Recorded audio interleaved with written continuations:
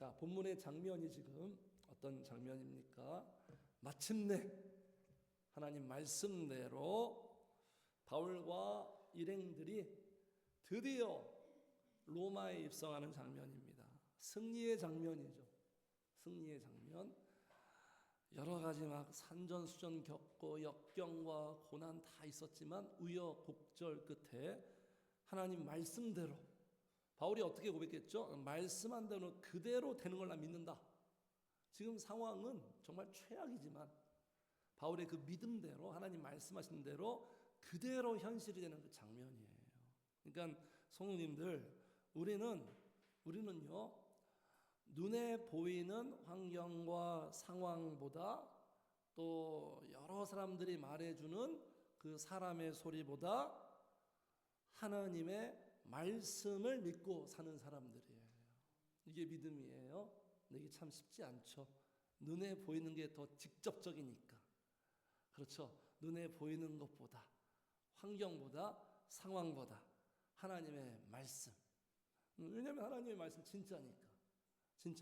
어떤 관념 체계가 아니고 진짜니까. 자, 그래서 이렇게 로마에 입성한 사도 바울의 지금 마음이 어떤 마음이냐? 자, 15절 같이 읽겠습니다. 15절, 사도행전 28장 15절 같이 읽어요. 시작. 그곳 형제들이 우리 소식을 듣고 아피오 광장과 트레이스 타베르네까지 맞으러 오니 바울이 그들을 보고 하나님께 감사하고 담대한 마음을 얻으니라. 두 가지 마음이 있습니다. 두 가지 마음. 어떤 마음이죠? 첫 번째, 감사의 마음. 바울의 마음이 지금 감사해요.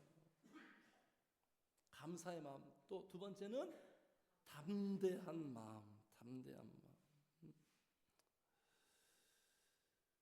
하나님께 감사하고, 그리고 지금 담대한 마음을 얻게 된 것이 로마에 있는 형제들이 바울이 온다라는 소식을 듣고 아피오 광장과 트레이스 타베르네까지 75km입니다. 75km의 거리를 걸어서 지금 맞으러 오는 그 형제 자매를 보면서 바울이 지금 마음에 힘을 얻는 거죠. 위로가 되고 격려가 되고.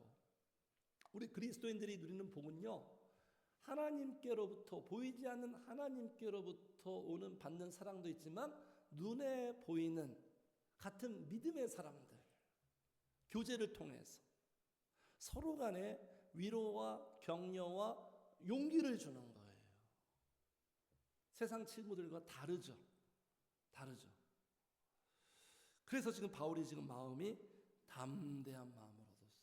힘을 얻었어요. 이게 성도들끼리의 어떤 영향력의 축복이에요. 내가 누군가에게 힘을 줘야 돼요. 위로와 격려. 다운돼 있는, 좀 좌절하고 절망하고 두려워하는 성도들에게 위로와 격려와 힘을 주는, 이게 성도들의 복된 교제가 아니겠습니까? 자, 그래서 지금 이 비단 바울의 마음뿐만 아니라 인생의 여정을 살고 있는 성도들의 마음이죠. 이 감사와 담대함은. 왜 성도들은 항상 감사와 담대한 마음으로 살아가죠? 왜 그렇죠, 성도님들? 이유가 있죠. 항상 좋은 일만 있어서 감사가 아니죠. 주님 어떻게 말씀하셨습니까? 기쁠 때나 슬플 때나 어떤 상황이든 형편이든 범사에 감사하라. 이게 감사의 정석 아니에요? 자, 우리가 왜 감사하며 살죠? 우리가 왜 마음에 힘을 얻고 담대함으로 살아갈 수 있죠? 그 이유가 딱 하나예요. 성령으로 살아가는 인생이기 때문에 그래요. 성령으로. 이게 세상 사람들과 다른 감사죠. 감사의 비밀이죠. 이 감사가 없으면 우리 감사의 맛을 모르는 거예요. 성령님으로 살아가는 어떤 상황이든 어떤 환경, 어떤 형편이든 좋은 일만 감사는 누구나 다 하죠. 안 믿는 사람도 다 하죠. 범사에 성령님으로 살아가고, 성령님이 주도하고 있잖아요. 우리는 지금 성령의 이끌림을 받으며 살고 있잖아요. 내가 주도하고 않잖아요. 지금 사도 바울도 지금 이 상황도 지금 성령님이 나를 이끌고 가고 있구나, 그걸 확인하고 있거든요. 이럴 때 우리 안에 감사가 있죠. 성령님이 주도하고 성령님이 인도하고 성령님이 지금 돕고 계시고 있거든요. 그래서 무엇이 형통이냐? 형통의 개념을 잘 알아야 돼요. 모든 일이 다 잘 되는 게 형통이 아니라 성령님과 함께하고 있는 이 자체가 형통함이에요. 그러므로 우리 성도들은 지금 나의 인생과 삶은 형통한 삶이라는 거예요. 형통한 삶. 성령으로 살아간다는 이 인생, 이 맛으로 살아가는 겁니다. 세상 사람들이 모르는 희열이죠. 성령님께서 죽을 맛 날 것 같은 현실 속에서도 살맛 나게 하시죠. 우리에게 생명을 주니까, 생명을 불어 넣으시니까 살맛 나게 하는 거예요. 살맛 나게. 자, 그래서 우리 성도들이 받고 있는 복은 뭐냐면 내면이 달라요. 내면. 안 믿는 사람들과 내면이 달라요. 내면이 건강하죠. 그 내면에 두 마음이 있죠. 오늘 본문에 감사와 담대함의 마음. 그래서 지금 사도 바울이 감사하고 여기까지 오게 하신 그 모든 과정들을 생각해 볼 때, 야, 이건 하나님의 역사다. 하나님이 여기까지 이르게 했다. 감사하고 또 이 사실을 기반으로 마음에 담대함이 생기는 거예요. 지금까지 특별히 여기까지 감사인데, 우리도 그렇잖아요. 우리의 삶에 다 감사가 있는데 특별히 감사했던 시간이 있죠. 특별히 감사했던 어떤 그 사건들, 상황들. 사도 바울에게 지금 특별히 감사했던 이 시간과 상황이 뭐냐면 멜리데에서의 시간들이에요. 멜리데. 자, 1절에서부터 10절까지. 사실 15절까지 다 이게 하나의 지금 흐름이거든요. 멜리데에서의 시간들. 자, 이 멜리데에서 무슨 일이 있었던 걸까요? 멜리데에서 무슨 에피소드가 있었을까요? 자, 여기 1절 보겠습니다. 28장 1절. 우리가 구조된 후에 앉은 그 섬의 이름이 멜리데라 하더라. 멜리데. 자, 멜리데는 헬라어로 피난처입니다. 자, 여기가 어디냐면 위치가 여기쯤 있어요. 자, 보세요. 여기가 로마, 이탈리아예요. 이탈리아. 자, 이탈리아 가보신 분 있으십니까? 황은희 사님 꼭 다녀오세요. 오늘 케이크 감사합니다. 자, 이탈리아 여기 있으면 여기가 시실리아 섬. 시실리아인가요? 그렇죠. 여기가 바로 멜리데예요. 그러니까 사도 바울이 이쪽에 이스라엘에서 막 풍랑을 하다가 여기에 이제 상륙을 한 거죠. 이스라엘이 이쯤에 있죠. 이쯤에. 자, 이 멜리데가 오늘날 어디냐? 몰타예요. 몰타. 유럽 최고의 관광지. 어디 갔어? 이게 아닌데. 이런데. 여기에 몰타. 많은 사람들이 관광을 하죠. 되게 관광을 즐기고 있고, 이게 몰타예요. 자, 여기에 지금 사도 바울과 일행이 상륙을 한 거죠. 그냥 간신히 상륙했죠. 어떻게 상륙했습니까? 헤엄쳐서 지금 겨우 들어온 거예요. 죽느냐 사느냐. 그러니까 지금 꼴이 어떤 꼴이에요? 막 온몸이 다 젖어 있죠. 겨우겨우 그냥 목숨 걸고 그냥 상륙해가지고 온몸은 젖어 있고, 그리고 여기 2절에 지금 환경을 보니까 비가 와요. 또 비가 와. 비가 오고 날이 참해. 이런 상황이. 아무튼 간에 지금 이 멜리데 섬에 상륙을 했어요.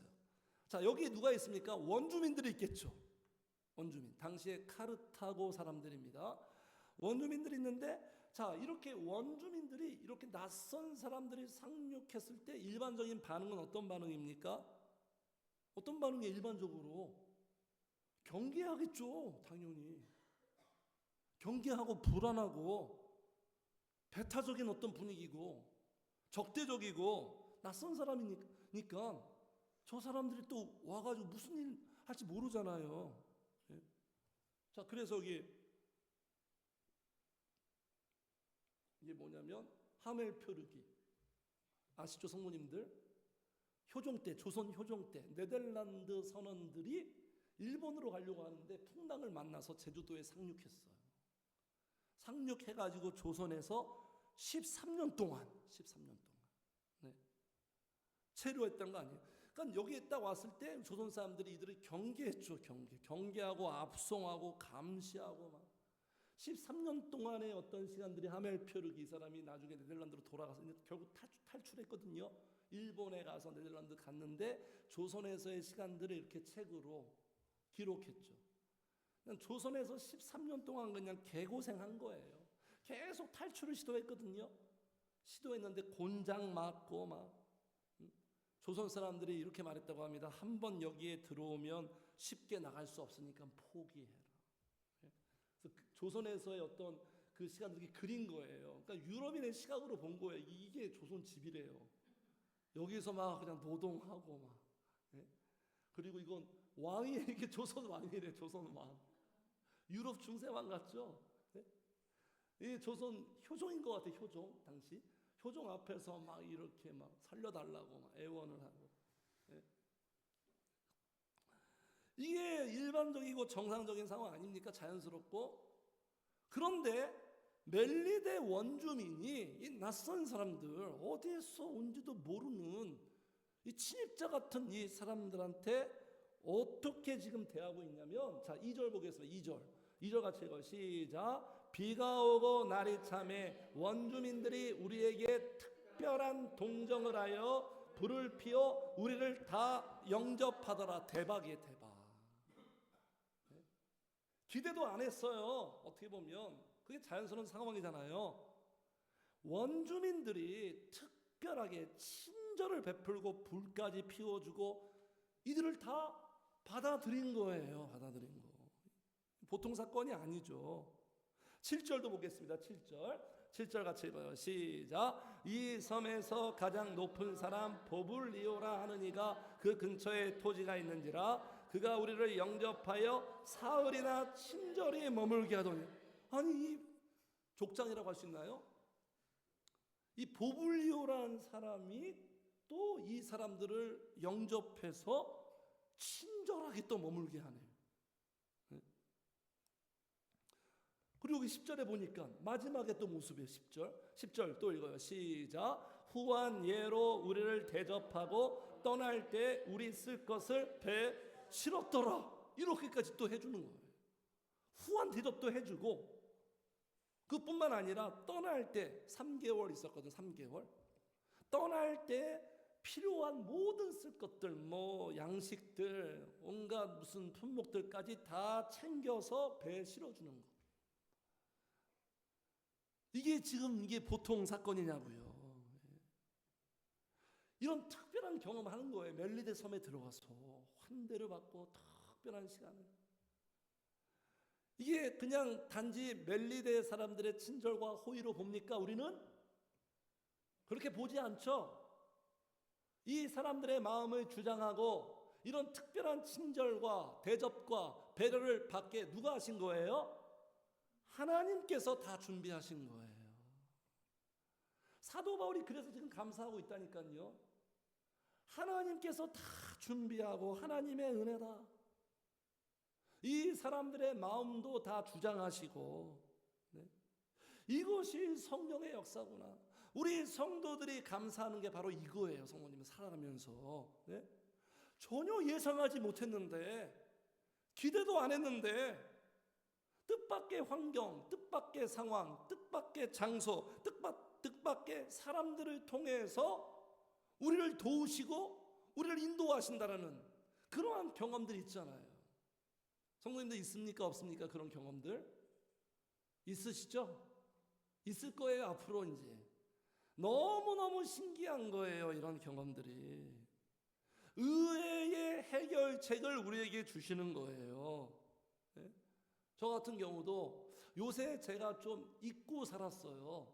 하나님의 큰 은혜인데, 제가 늘 이렇게 간증하잖아요. 우리 예라미해주 그 등록금 문제, 이게 보통 사건이 아니거든요. 많은 사람들한테 얘기해주면 다 놀래요. 그렇게 역사하신 전혀 뜻밖의 사람들이에요. 뜻밖의 상황이에요. 네? 생각지도 못한 사람과 방식으로 그렇게 역사했지. 제가 그걸 잊고 살았어요. 성령님께서 그런 은혜를 주셨는데, 우리 교회도 마찬가지예요. 우리 교회도 지금 전세잖아요. 전세 월세 내지 않는. 이것도 2018년도에 성령님이 인도하신 은혜인데 이것도 잊고 살았어요, 제가. 성령님께 받은 은혜가 이것뿐만 많거든요. 받은 은혜가 참으로 많은데 내가 망각하며 살았구나. 성령님 지금까지 일하고 있는데 내게 주신 은혜가 너무 많은데 뜻밖의 사람, 지금 우리 만난 것도 뜻밖의 사람 아닙니까? 제가 여기 계신 분들을 만날 줄은 생각도 못했거든요. 이렇게 함께 예배하고 있는 거. 그래서 구약에 보면 우리에게 누누이 말씀하고 있습니다. 하나님께서 베푸신 은혜를 잊지 말라고. 망각에서 시작되잖아요. 망각. 이스라엘 백성들이 방황하고 타락할 때 하나님께서 베푸신 은혜를 기억을 못해요. 망각하니까 배은 망덕의 삶이 되고 나중에 적반하장하잖아요. 하나님께서 우리를 언제 사랑했냐고, 내게 복 준 게 뭐냐고 이렇게 막 따져들어요. 이렇게 생각하지 못한 방식으로, 생각하지 못한 사람으로, 홍해바다도 그렇죠. 홍해바다 거기에 모세 빼고 그 어느 누구도 100만 명 이상이 되는 사람이 이 바다가 갈라질 거라고 예상한 사람은 한 명도 없어요. 그런데 바다가 갈라지잖아요.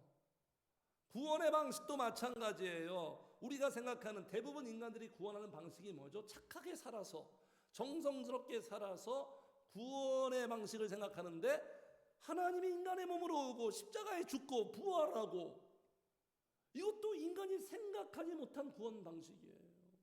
성령님을 보내주시고, 성령님이 대안이거든요. 인간이 생각하지 못한 방식 아닙니까? 인간이 생각하는 방식은 뭐죠? 내 삶의 구원과 행복은 뭐 물질, 명예 뭐 이런 거 아닙니까?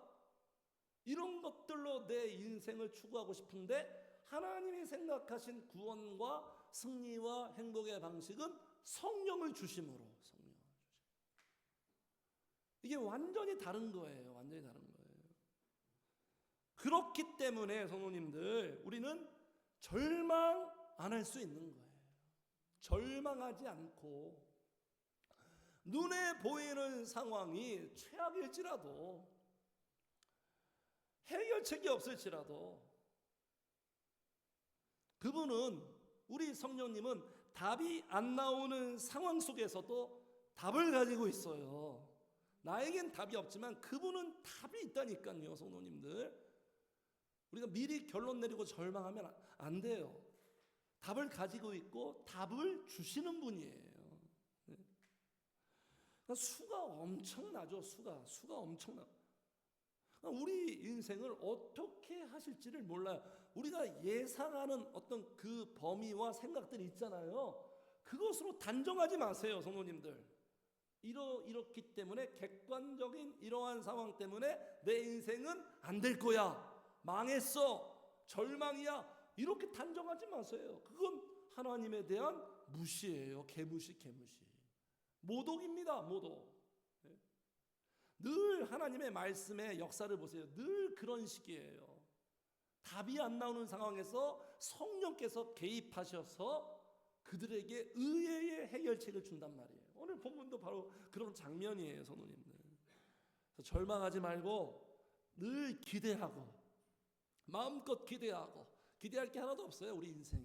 나 자신도 기대할 수 없죠. 그죠? 나 자신만 봐도 절망 아닙니까? 나 자신도 절망이고 모든 게 절망이지만 성령 하나님께서 살아계시고 그분이 나의 아버지이기 때문에 늘 기대하고 늘 소망하며 그렇게 계속 전진해 나가기를 주의 이름 축복합니다. 또 무슨 일이 있었냐면, 성도님들, 자 여기 보세요. 3절입니다. 3절 제가 읽을게요. 바울이 나무 한 묶음을 거두어 불에 넣으니 뜨거움으로 말미암아, 추우니까 지금 불을 피고 있었나 봐요. 바울이 이렇게 나무로 불에 넣으니까 뜨거움으로 말미암아 거기 숨었던 독사가 나와서 그 손을 물고 있는, 바울을 물고 있어요. 바울이 지금 독사한테 물렸어요. 독사한테 물렸어요. 4절, 우리 4절 같이 읽어요. 시작. 원주민들이 이 짐승이 그 손에 매달려 있음을 보고 서로 말하되 진실로 이 사람은 살인한 자로다. 바다에서는 구절을 받았으나 공의가 그를 살지 못하게 함이로다 하더니. 자, 이 장면을 보고 이 원주민들이 지금 이렇게 해석하는 거예요. 이런 미신이 있었던 것 같아요. 독사에 물리는 거 보니까 바다에서는 운이 좋아서 지금 살아왔는데 저 사람은 분명히 뭔가 범죄자다. 그래서 지금 신이 심판하고 있다. 이 상황을 지금 이렇게 보는 거예요. 자기는 멋대로 생각하고 있죠. 네. 그런데 여기 보세요. 5절에 바울이 그 짐승을 불에 떨어 버리매 조금도 상함이 없는 거예요. 조금도. 자, 6절도 같이 읽어요. 시작. 그들은 그가 붙든지 혹은 갑자기 쓰러져 죽을 줄로 기다렸다가 오래 기다려도 그에게 아무 이상이 없음을 보고 돌이켜 생각하여 말하되 그를 신이라 하더라. 괜찮은 거예요. 시간이 지나면 물린 부분이 붙든지 아니면 독이 온몸에 퍼져서 기절해야 되는데 괜찮은 거예요. 멀쩡한 거예요, 성도님들. 아무 상함이 없는 거예요. 예? 그래서 원주민들이 인간이 아니다. 이 인간은 신이다. 자기 멋대로 계속 생각하고 있죠 지금. 네. 신기한 거예요. 네. 자, 이 말씀은, 이 상황은 주님이 다 미리 말씀해 놓은 또 그 말씀이 또 이루어지는 장면이에요. 이렇게 말씀하셨어요. 자, 우리 같이 읽겠습니다. 시작. 내가 사자와 독사를 밟으며 젊은 사자와 뱀을 발로 누르리로다. 또 같이 시작. 뱀을 집어올리며 무슨 독을 마실지라도 해를 받지 아니하며 병든 사람에게 손을 얹은즉 나으리라 하시더라. 예수님께서 말씀하셨거든요. 마지막 믿는 자들에게는 이러한 기적이 일어난다. 뱀을 집어올리며, 이 뱀이 그냥 어떤 동물 뱀이 아니에요. 마귀의 역사예요. 그러니까 마귀로부터 승리한다는 거죠. 뱀을 집어올리며 무슨 독을 마실지라도 해를 받지 아니하며 내 삶에 문제가 많이 있을지라도 치명적인 어떤 타격과 상처가 있을지라도 해를 받지 아니한다는 거예요. 상하지 않는다는 거예요. 그러니까 우리의 삶에 문제가 있고, 이 장면은 지금 무슨 의미냐? 무슨 메시지냐? 내 삶에 문제가 있고, 내 삶에 상처가 있고, 아픔이 있고, 눈물이 있을지라도 성도는 그분의 능력과 그분의 은혜로 말미암아 상하지 않는다. 상하지 않게 하신다.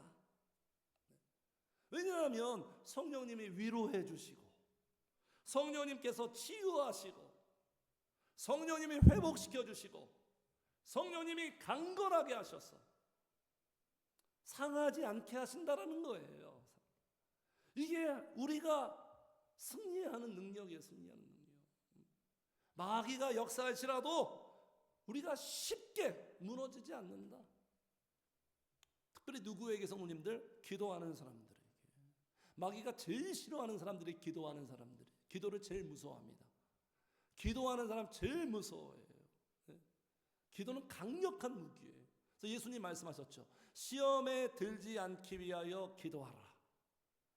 기도하면 마귀의 시험에 우리가 쉽게 무너지지 않는다라는 거예요. 네? 그래서 이런 사건도 지금 바울이 겪었어요. 독사한테 물렸는데 전혀 상하지 않는 이 모습을 보고 원주민들이 신기해하고, 그리고 또 무슨 일이 있었냐면 멜리데 섬 사람들을 또 치료합니다. 치료. 자, 8절 보겠습니다. 아까 보블리오라 그랬죠. 8절 같이 읽어요. 시작. 보블리오의 부친이 열병과 이질에 걸려 누워 있거늘 바울이 들어가서 기도하고 그에게 안수하여 낫게 하매. 9절도 시작. 이러므로 섬 가운데 다른 병든 사람들이 와서 고침을 받고. 자, 보세요. 보블리오 이 사람의 아버지가 병 걸렸어요. 열병. 다 죽습니다. 당시에 열병 걸리면 막 고열로 올라가잖아요. 막 40도까지 육박하고 열병과 이질에 걸려 누워 있는데 바울이 들어가서 그 사람을 기도하고 안수하니까 그 사람이 낫게 됩니다. 이러한 또 놀라운 또 기적을 경험하니까 9절에 섬 가운데 많은 병든 사람들이 지금 바울에게 와서 고침을 받아요. 그러니까 지금 완전히 바울하고 지금 바울과 지금 누가 동행하고 있죠? 사도행전 이 모든 걸 누가 기록했어요? 누가가 기록했어요. 누가는 직업이 뭡니까? 의사예요, 의사. 지금 지금 누가가 이 사건을 지금 목격하고 기록하고 있는 거예요. 바울하고 누가랑 이 멜리데 섬에서 무슨 지금 일을 하고 있는 겁니까? 의료 선교를 하고 있는 거예요. 네? 의료 선교. 그러니까 성도님 보세요. 지금 멜리데에서 무슨 일이 있었다고? 특별한 어떤 그 동정도 받고 독사 사건, 그리고 이 치료를 통한 성령님의 목적이 뭘까요, 성도님들? 그냥 이런 좋은 일이 있었다, 이 에피소드 정도가 아니에요. 모든 일에는 다 성령님의 의도와 목적이 있어요. 왜 이러한 사건들이 일어났죠? 그 목적이 뭡니까? 복음 전하게 하려고 바울에게. 이게 진정한 복이고 해결책이잖아요. 병 낫고 어떤 신기한 경험하는 게 아니에요. 우리 인간이 최고의 복이 뭐예요? 예수 믿는 거예요. 예수 믿는 거. 그 외에는 행복이 없어요. 계속 불행의 연속입니다. 신앙으로 살아야지만 내 인생이 풀리는 거예요. 복음을 전파하게 해서 영혼을 구원하게 하려고 이러한 사건들이 다 일어난 거예요. 그러니까 성도님들, 이 멜리데 섬에 가서 독사 사건, 치료 사건은 다 하나님이 작업을 건 거예요. 세팅한 거죠. 일종의 빌드업이죠. 구원을 위한 빌드업. 하나님의 이벤트예요. 이벤트. 그러니까 보세요. 바울이 3개월 동안 여기 있었잖아요. 3개월 동안 뭐 했겠어요? 우리가 바울을 알잖아요. 그 사람이 어떤 사람인지. 바울은 오로지 복음 전하고 영혼을 살리고 여기에 완전히 매료되어 있는 사람 아닙니까? 바울이 지금 여기 멜리데 섬에서 그냥 3개월 동안 그냥 놀고 먹었겠어요? 성도님들? 휴식의 시간이 아니죠. 한 사람이라도, 거기 있는 사람들에게 한 사람이라도 복음을 전해서 예수 믿게 하고 구원받게 하려고 그렇게 3개월을 보냈을 거 아닙니까? 네? 이 시간들을 다 기회로 삼은 거예요. 기회로. 네? 최선을 다해서 사역을 했을 거예요. 그래서 알겠죠, 성도님들? 왜 멜리데 섬에 이들이 상륙했는가? 그냥 우연이 아니죠, 성도님들. 우연이 아니에요. 우연 같은 하나님의 필연이에요. 필연. 이곳에 그냥 바울이 특별한 친절을 받고 그 사람들 치유하고 이 정도의 1차적인 목적이 아니라 이곳에 영혼을 살리기 위한 바울을 통해서 하나님의 큰 그림이었다라는 거예요. 네. 그래서 멜리데 섬에 지금 상륙한 거예요. 그래서 성도님들, 이 여기에서의 3개월의 이 사건이 역사적으로 얼마나 큰 파장을 일으켰는 줄 아십니까? 지금 여기 대장이 누구라고요? 보블리오죠. 보블리오가 이후에 어떻게 된 줄 아세요? 멜리데 섬 최초의 목회자가 됩니다. 전승에 의하면 최초의 목회자가 돼요. 이게 하나님의 계획이라니까요. 바울도 그렇고 보블리오도 생각했을까요? 그리고 이 보블리오 목사님이 순교를 당해요. 핍박을 당하면서 순교를 당해요. 그리고 이 몰타는요, 몰타에 지금 어떤 유적지가 있는 줄 아십니까? 이게 뭔지 아세요? 전혀 모르겠죠. 지하로 들어가는 출입구 같은데 무슨 동굴 같죠? 지하 같죠? 지하 동굴. 여기가 어디냐면 카타콤이에요. 몰타 카타콤. 카타콤이 뭔지 아십니까? 당시 로마에서 예수 믿는 사람들 막 핍박하잖아요. 죽였잖아요. 그래서 초대 교인들이 도망가다 해서 몰타까지 온 거예요. 여기 지하 묘지에서 여기서 숨어서 신앙생활하고 예배했던 곳이에요. 신앙을 위해서, 신앙을 지키기 위해서 조국을 떠나서 지하 묘지에서 살았다니까요, 성도님들. 이렇게 신앙의 가치가 있는 거예요. 네. 그래서 이게 왜 이러한 어떤 그 현장이 있게 됐느냐? 사도 바울이 멜리데 섬에서의 3개월. 그래서 오늘날의 이 몰타의 이러한 흔적들이 남은 거예요, 성도님. 놀라우신 성령의 역사죠. 하나도 안 놀랐습니까, 성도님들? 맨날 저만 놀래요, 저만 놀래. 서로 이 감정이 공감대를 형성을 해야 되는데 설교가 감동이 없나 봐요. 저는 28장 보니까 이게 그냥 어떤 스토리가 아니구나. 그냥 에피소드가 아니고 이게 성령님의 큰 계획과 의도와 목적이 있는, 어떻게 보블리오가 목사님이 되고 이 곳이 어떻게 복음화가 되고 단지 3개월 체류했을 뿐인데, 우리나라도 마찬가지예요. 우리나라가 어떻게 기독교 복음화된 줄 아십니까? 최초로 어떤 선교사님이 왔어요? 흥선 대원군 때, 그때 폐쇄 정책이죠. 그냥 외국 문문은 개방하지 않고 다 닫아버리고 그냥 외국인들 다 죽여버리고 그렇잖아요. 그때 영국의 토마스 선교사님이 조선에 상륙했어요. 상륙하자마자 죽임을 당합니다. 순교를 당합니다. 그때 품고 있던 모든 성경책을 다 주변 사람들한테 끝까지 전해주면서 그렇게 순교하거든요. 그때 그 성경책을 받았던 채치량이라는 13살 소년이 있었어요. 근데 이거를 딱 가지고 있으면 죽을지도 모르니까 무서워서 이거를 또 박영식이라는 사람한테 전달했습니다.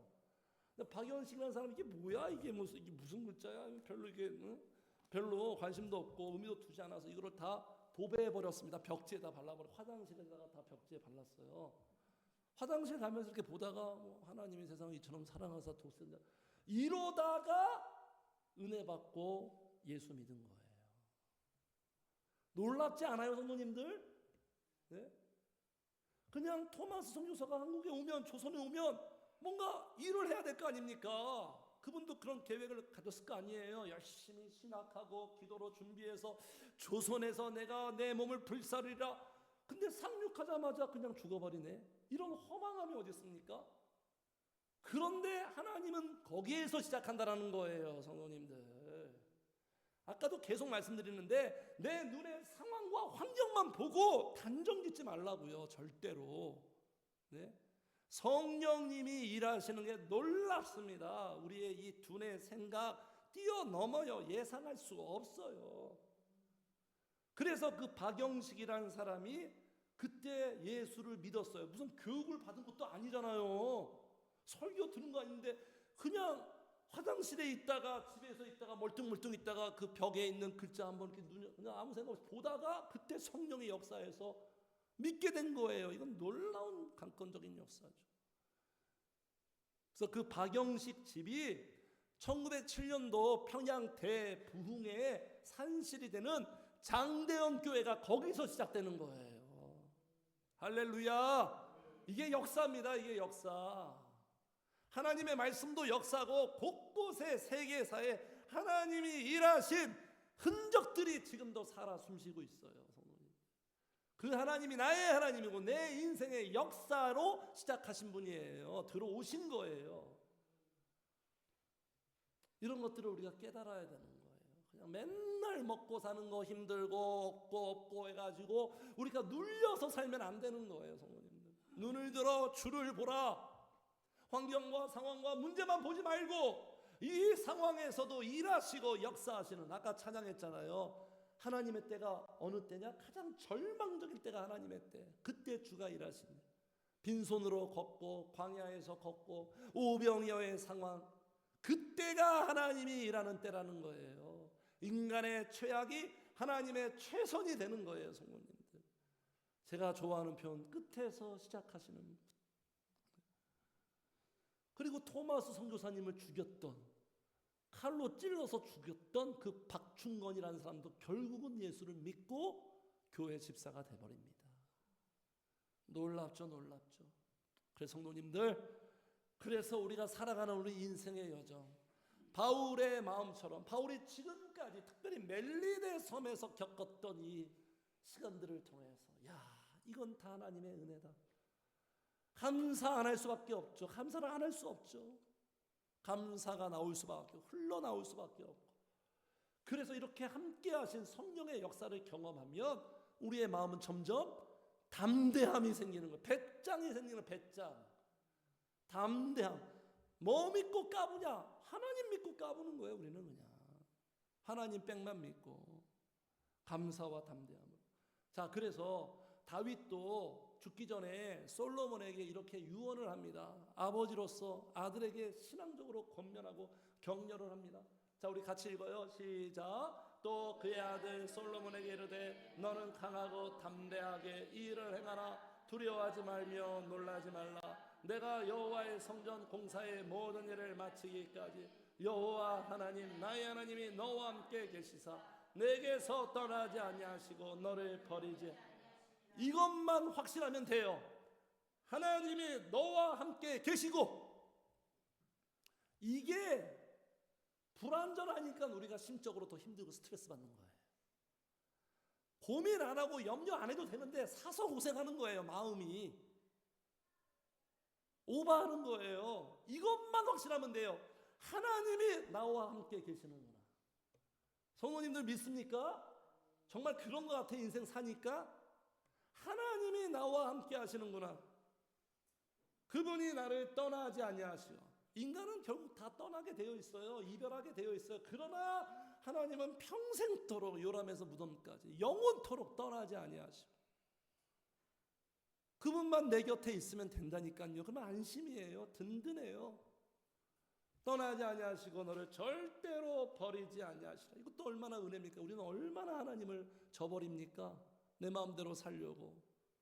하나님 저버리잖아요. 그냥 내 마음대로 살려고. 그럴 때 우리가 이 사실만 확실하면, 이 사실을 믿고 기도하면서 점점 이 사실이 내 안에서 커지고 굳건해지면 어떻게 살 수 있느냐? 강하고 담대하게 살 수 있어요. 지금 다윗이 말하죠. 네가 여호와의 성전 공사의 모든 일을 마치기까지, 내 인생을 마치는 그 순간까지, 저 같은 경우 목회를 마치는 그 순간까지 하나님은 함께 계시고 떠나지 아니하시고, 제 곁에 우리 늘충만교회 성도가 많이 있지 않을지라도 하나님이 함께 계시는, 나를 떠나지 아니하고 결국 내 편에서 돕고 계시고 함께 계신 이 하나님이 진정 내 마음과 생각과 영혼을 사로잡고 여기 안에서 내가 든든히 서 있다면 어떻게 살아갈 수 있느냐? 감사하며, 오히려 감사하며 담대하게 살아갈 수 있는 거예요. 그래서 오늘 사도 바울이 드디어 마침내 로마에 도착하면서, 사도 바울의 마음이 중요한 거예요. 로마에 도착했다라는 이 사건과 결과도 중요하지만 마음이 중요한 거예요. 우리의 마음도, 우리의 상황과 우리의 환경이 어떤 상황과 환경일지라도 우리의 마음도 바울 사도의 마음처럼 감사의 마음, 담대한 마음으로 계속해서 성령님 따라서 주어진 상황과 삶 속에서 살아가시기를, 살아지는 우리 성도님들 되시기를 주의 이름으로 축복합니다. 아멘.